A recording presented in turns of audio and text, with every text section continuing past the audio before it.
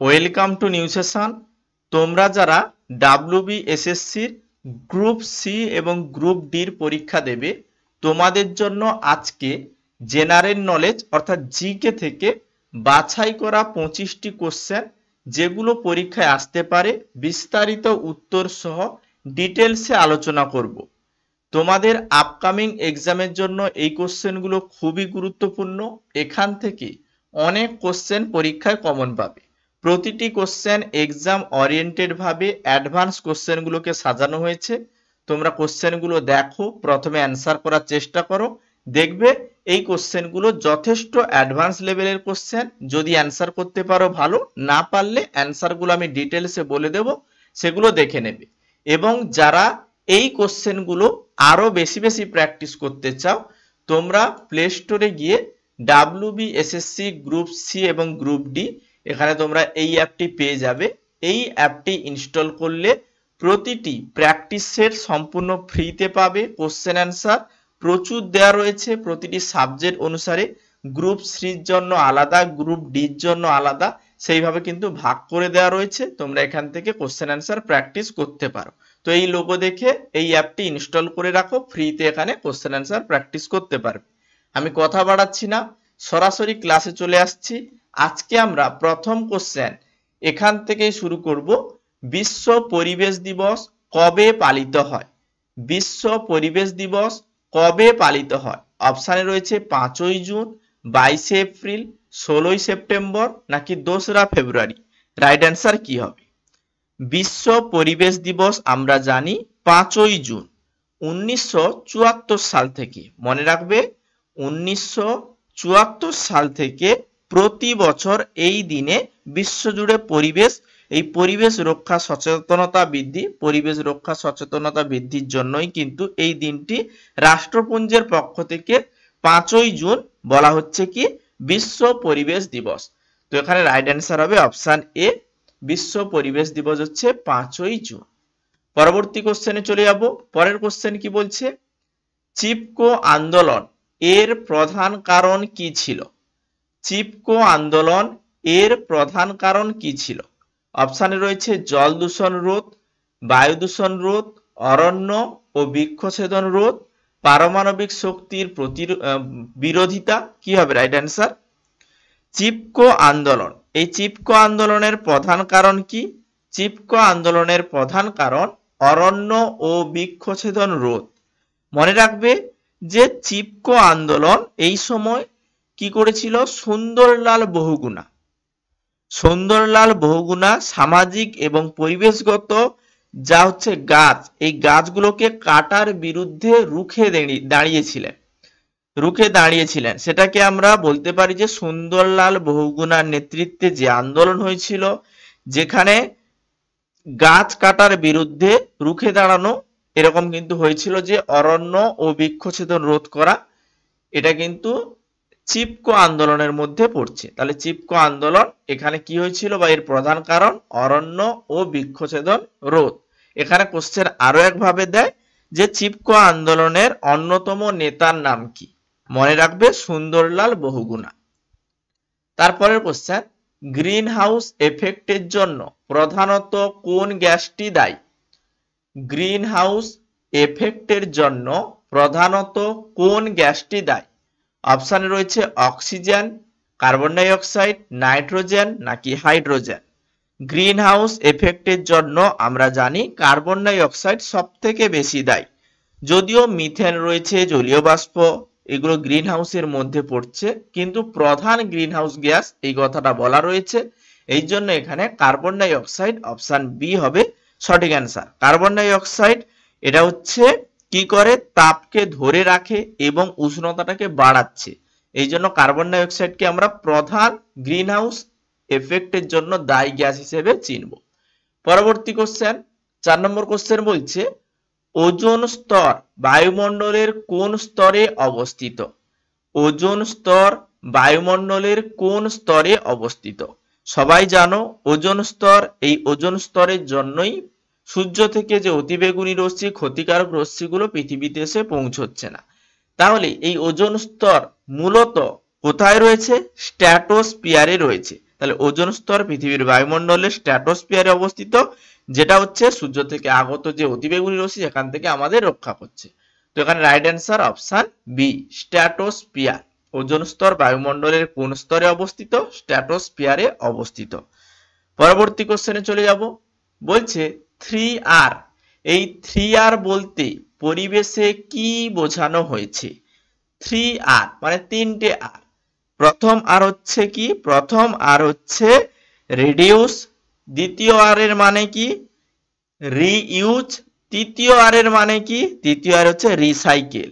অর্থাৎ বজ্র ব্যবস্থাপনার একটি গুরুত্বপূর্ণ নীতি হচ্ছে বজ্র কমানো, রিডিউস করা, রিইউজ করা, পুনরায় ব্যবহার করা, রিসাইকেল করা, পুনরায় ব্যবহারযোগ্য করে তোলা।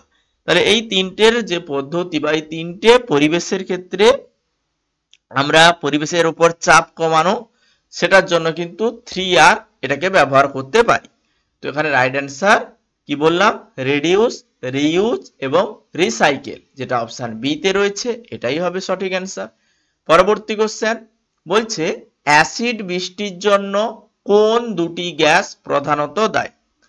অ্যাসিড বৃষ্টির জন্য আমরা জানি অ্যাসিড বৃষ্টির জন্য সালফার ডাইঅক্সাইড অর্থাৎ SO2 দেখো এখানে রয়েছে সালফার ডাইঅক্সাইড SO2 এবং নাইট্রোজেন অক্সাইড NOx, যেটা এটা দায়ী। তাহলে অ্যাসিড বৃষ্টির জন্য কোন দুটি গ্যাস প্রধানত দায়ী? সালফার ডাইঅক্সাইড এবং নাইট্রোজেন অক্সাইড।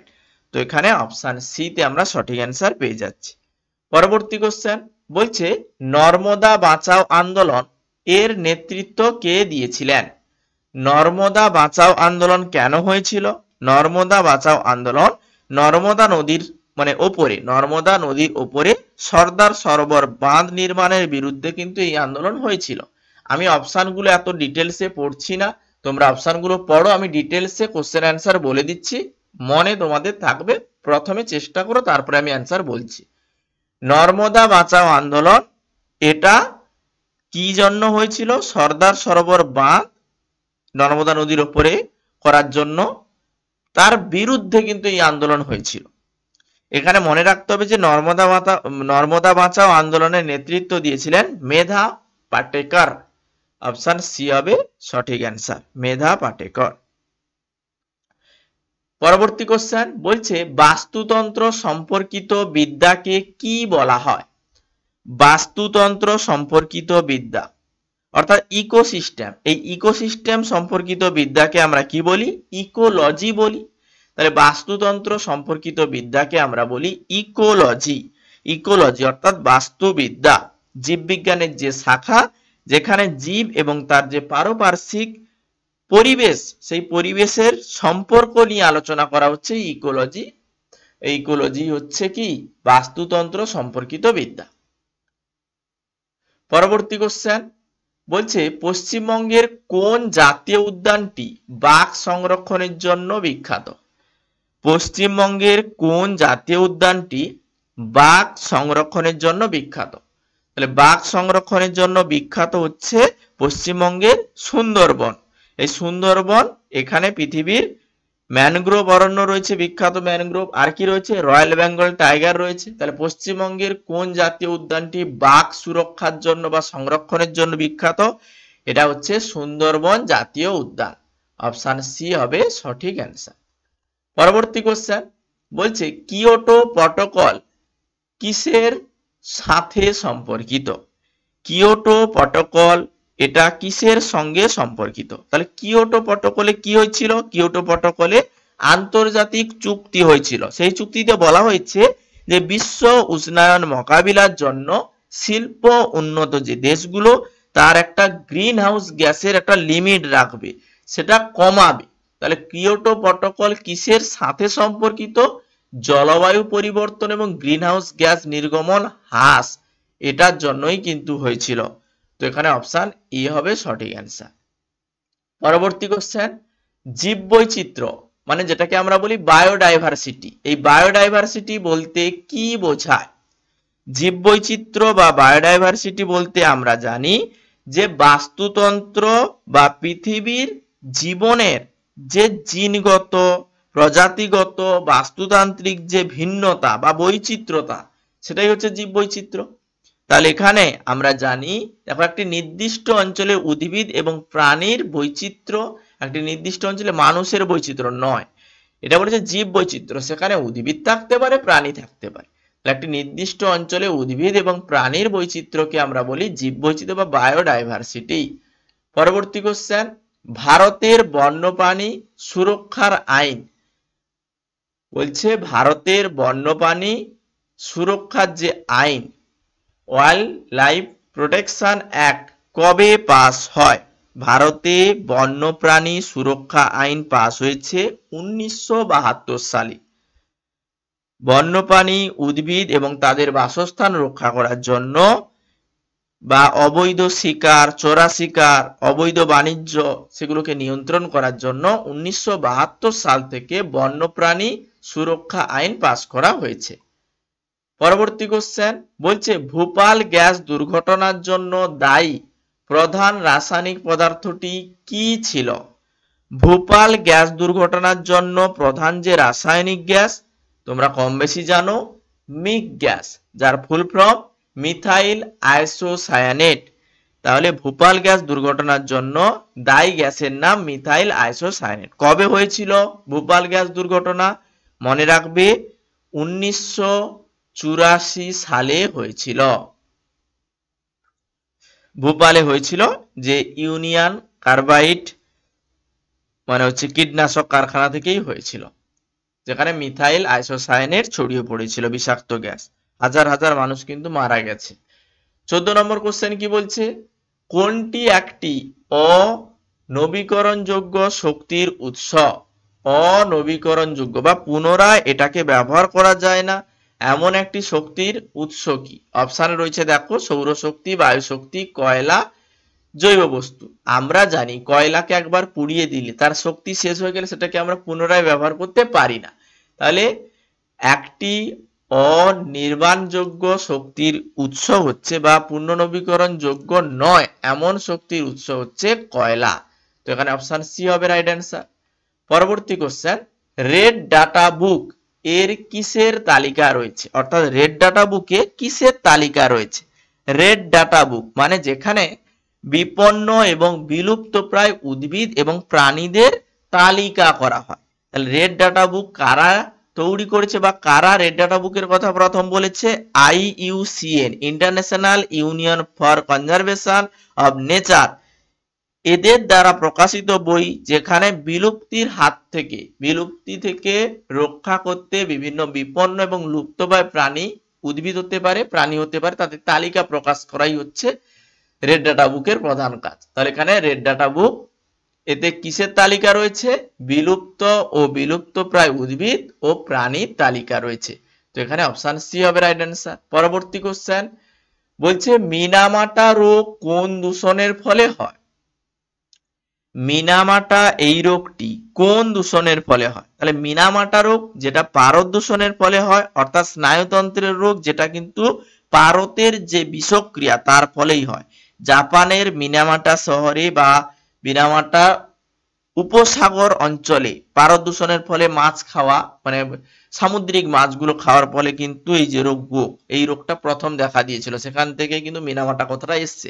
তাহলে মিনামাটা রোগ কোন দূষণের ফলে হয়ে থাকে? মিনামাটা রোগ পারদ দূষণের ফলে, অর্থাৎ মার্কারির দূষণের ফলে হয়ে থাকে। তো এখানে অপশন বি হবে সঠিক অ্যান্সার। পরবর্তী কোশ্চেন বলছে সমাজের জন্য রেইন ওয়াটার হারভেস্টিং কেন গুরুত্বপূর্ণ? সমাজের জন্য রেইন ওয়াটার হারভেস্টিং, তাহলে রেইন ওয়াটার হারভেস্টিং মানে কি? রেইন ওয়াটার হারভেস্টিং হচ্ছে বৃষ্টির জল সংগ্রহ এবং সংরক্ষণ করে পানীয় জলের চাহিদা এবং জলের ভান্ডার পুনরায় ব্যবহার করার যে কার্যকর এবং পরিবেশ বান্ধব পদ্ধতি, সেটাকেই আমরা বলি রেইন ওয়াটার হারভেস্টিং। তো এখানে কি হবে তাহলে সঠিক অ্যান্সার? জলের অভাব মেটাতে, ভূগর্ভস্থ জলের স্তর বাড়াতে আমরা কি করি? যে বৃষ্টির জলকে সংরক্ষণ করি এবং সংরক্ষণ করে পানীয় জলের চাহিদা এবং সেচের কাজে লাগানো এবং ভূগর্ভস্থ জলের ভান্ডার পুনরায় বৃদ্ধি করার একটি কার্যকর পরিবেশ বান্ধব পদ্ধতি হচ্ছে সমাজের ক্ষেত্রে রেইন ওয়াটার হারভেস্টিং। অর্থাৎ অপশন সি হবে সঠিক অ্যান্সার। পরবর্তী কোশ্চেন বলছে সিএনজি এর পুরো নাম কি?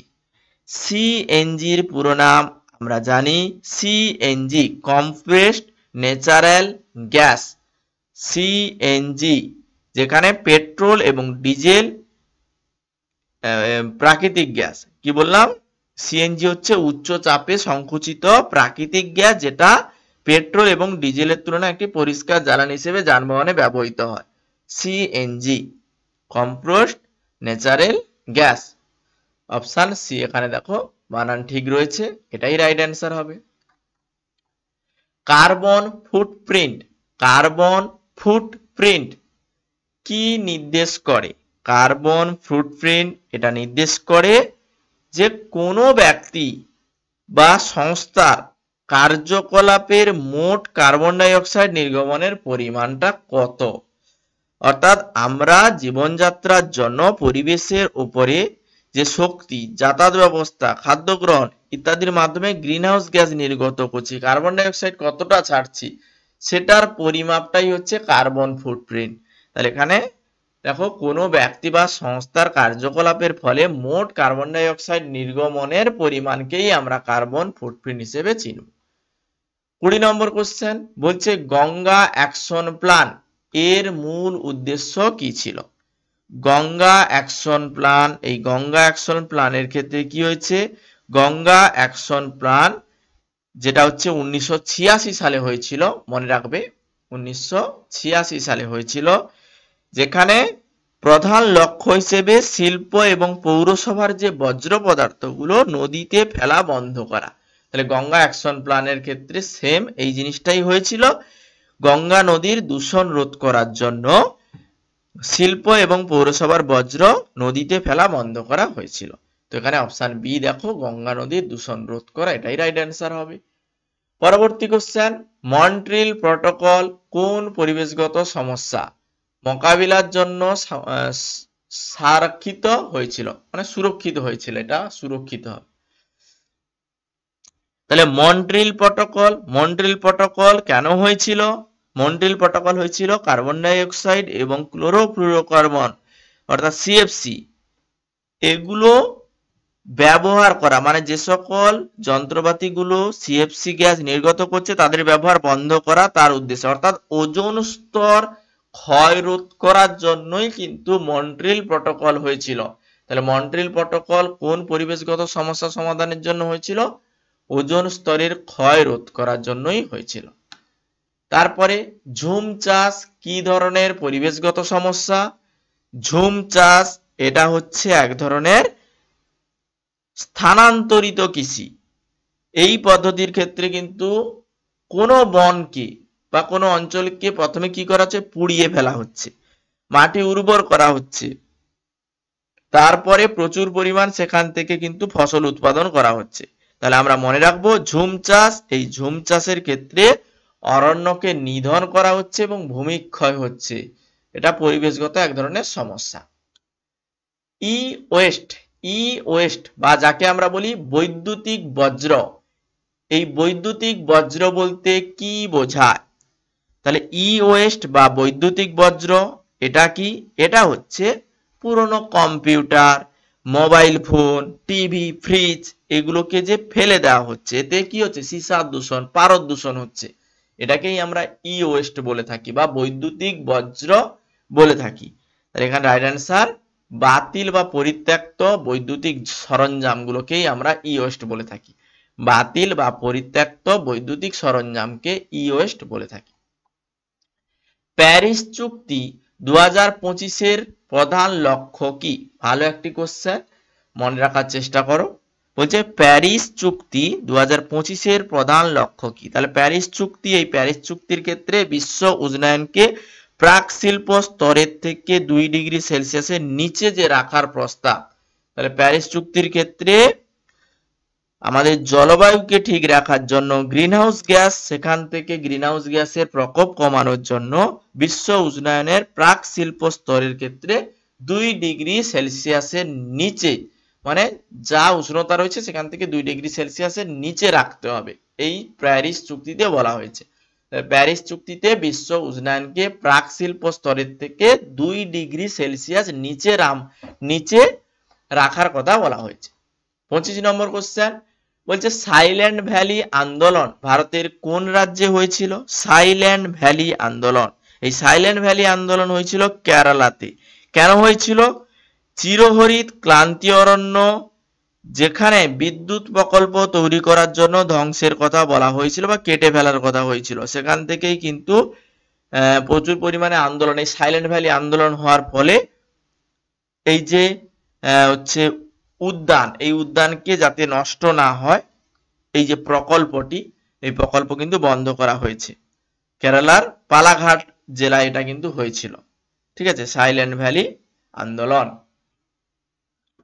তাহলে এখানে রাইট অ্যান্সার কি হবে? রাইট অ্যান্সার হবে কেরালাতে এটা হয়েছিল সাইলেন্ট ভ্যালি আন্দোলন। মনে রাখবে এটা প্রথম ক্লাস ছিল জিকে থেকে। ডাব্লিউবিএসএসসির গ্রুপ সি এবং গ্রুপ ডির এটা প্রথম ক্লাস। এইভাবে কন্টিনিউ আমি প্লেলিস্ট করে দিচ্ছি, 1 2 3 4 এইভাবে পরীক্ষার আগে পর্যন্ত কন্টিনিউ তোমাদের কিন্তু ক্লাস আমরা প্রোভাইড করব এইভাবে। এবং প্রচুর পরিমাণে কোশ্চেন অ্যান্সার প্র্যাকটিসের জন্য তোমরা WBSSC group C group D এই অ্যাপটি ইনস্টল করবে। এখানে এমসিকিউ কোশ্চেন, তারপর এখান থেকে অ্যাডভান্স লেভেলের যে কোশ্চেন, প্রিভিয়াস ইয়ারের যে কোশ্চেন, তারপরে মক টেস্ট সম্পূর্ণ ফ্রিতে এখানে দেওয়া রয়েছে প্র্যাকটিস করার জন্য কোশ্চেন অ্যান্সার গুলো। তো এখান থেকে কোশ্চেন অ্যান্সার গুলো প্র্যাকটিস করো, তোমাদেরই কাজে লাগবে। আশা করি বুঝতে পেরেছো। কন্টিনিউ আমরা এইভাবে প্লেলিস্ট করে দিচ্ছি, প্লেলিস্টের ক্লাসগুলো দেখো, অ্যাপ ইনস্টল করে প্র্যাকটিস করো, আশা করি উপকৃত হবে। আজকে সেশন এই পর্যন্ত, ক্লাস আমি এখানেই শেষ করছি। পরবর্তী ক্লাসে আমরা এইভাবে কন্টিনিউ, আজকে জিকে ক্লাস করলাম, তারপরে ম্যাথের ক্লাস করব, তারপরে আমরা কন্টিনিউ যেভাবে তোমাদের কারেন্ট অ্যাফেয়ার্স রয়েছে সেটার ক্লাস হবে। এবং যারা হচ্ছে গ্রুপ সির পরীক্ষা দেবে কেবলমাত্র, তাদের জন্য আলাদা করে ইংলিশের ক্লাসটাও কিন্তু করা হবে, কারণ গ্রুপ সির ক্ষেত্রে ইংলিশ রয়েছে, গ্রুপ ডির ক্ষেত্রে কিন্তু ইংলিশ নেই। এইভাবে কিন্তু আমরা ক্লাসগুলো করব। ওকে, তো আজকে সেশন আমি এখানেই শেষ করছি।